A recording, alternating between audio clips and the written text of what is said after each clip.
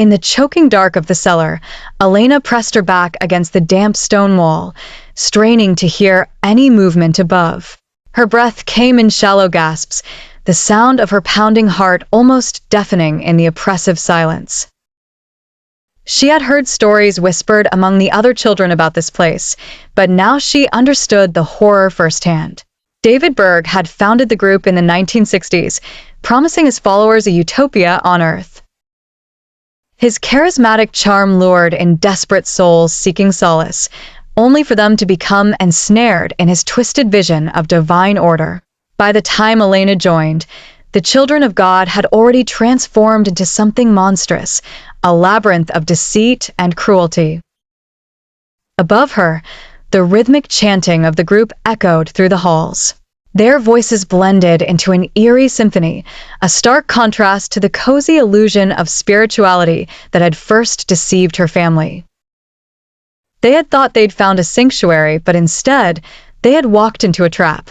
Elena's mind darted back to the day they arrived, greeted by serene smiles and promises of salvation. It hadn't taken long for the utopian facade to crumble. She was separated from her parents, her days filled with strange rituals, and the nights, oh the nights. The muffled screams of other children haunted her, shadows twisted into grotesque shapes under the flickering candlelight. Berg's teachings had become more radical over the years, pushing boundaries in the name of holy enlightenment. What started as communal living had devolved into a nightmarish blend of exploitation and abuse. The children were the most vulnerable, molded into obedient statues, mere puppets to Berg's demented script. A creak from above snapped Elena back to the present. The door to the cellar groaned open, and a hunched figure appeared, silhouetted against the dim light.